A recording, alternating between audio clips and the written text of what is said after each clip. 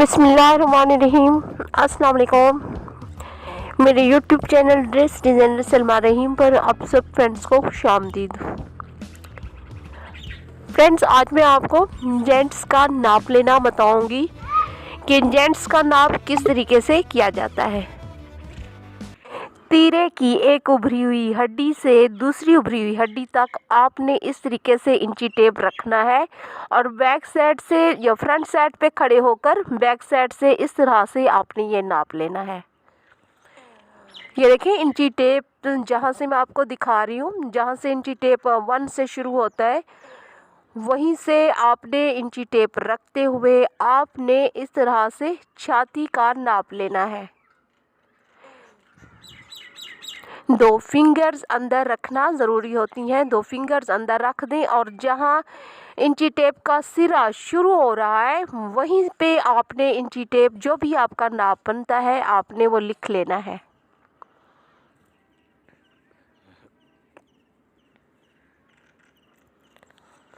इंची टेप को ना ज़्यादा कसकर रखें और ना ही ज़्यादा लूज़ रखें।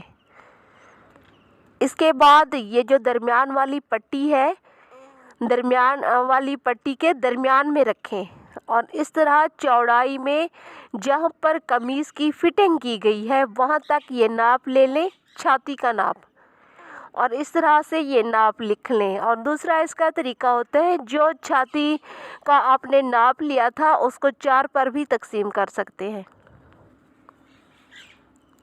अब आपने कमर का नाप लेना है। जिस तरह से आपने छाती के अंदर 2 फिंगर्स रखी थी, सेम वैसे आपने यहाँ पे भी 2 फिंगर्स अंदर रख लेनी है और जहाँ पे इंची टेप का सिरा ख़त्म हो रहा है वहाँ तक आपने ये नाप लिख लेना है। कॉलर के साथ ही आपने इंची टेप को रखना है और इस तरीके से इंची टेप पर लंबाई की जानिब हाथ रखते जाना है और इस तरह से ये नाप लेना है। फुल लंबाई से नीचे आपने जितना दामन मोड़ना हो, 1/2 इंच या दूसरा जो पट्टी की तरह मोड़ा जाता है या 1 इंच, जो भी दामन आप मोड़ना चाह रही हैं मोड़ने के हिसाब से आप एक्स्ट्रा फैब्रिक छोड़ देंगी, यानी कि 1/2 इंच या 1 इंच आप लंबाई में वाफिर छोड़ेंगी। दामन की चौड़ाई का इस तरीके से नाप ले लें। इसमें कोई यहाँ पे कोई आपने वाफिर नहीं रखना, जितना दामन हो उतना ही नाप ले लेना है। अब आपने आर्म होल की लंबाई का नाप ले लेना है। ये छाती का चौथा हिस्सा भी रखा जा सकता है। अगर कोई फिटिंग में पहनना चाह रहा है तो इस तरीके से नाप भी ले लिया करें। ये अगर छाती का चौथा हिस्सा आप रखेंगे, अगर फिटिंग पहनना चाह रहे हैं तो 1 इंच या 1/2 इंच फिर कम हो जाता है। इस तरीके से जो तीरे की उभरी हुई हड्डी होती है वहाँ से रखते हुए आपने कुल लंबाई से 1/2 इंच वाफिर रखते हुए इस तरह से आपने बाजू का नाप ले लेना है।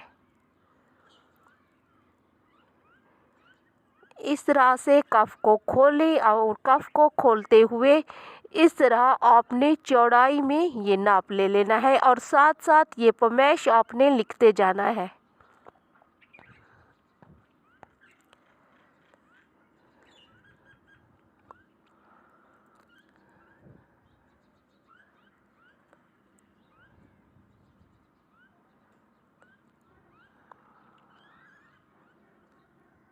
इस तरह से आपने कॉलर बैंड का नाप लेना है और अंदर 2 फिंगर्स रखना ज़रूरी होती हैं ताकि कॉलर या बैंड जो चीज़ भी बना रही हो वो कस के ना आए, थोड़ा लूज़ जिस तरीके से सही बैठेगा। इस तरीके से अगर आप 2 फिंगर्स अंदर रखेंगी तो कॉलर होगा या बैंड होगी वो ठीक बैठेगी, इसलिए 2 फिंगर्स रखना ज़रूरी होती हैं।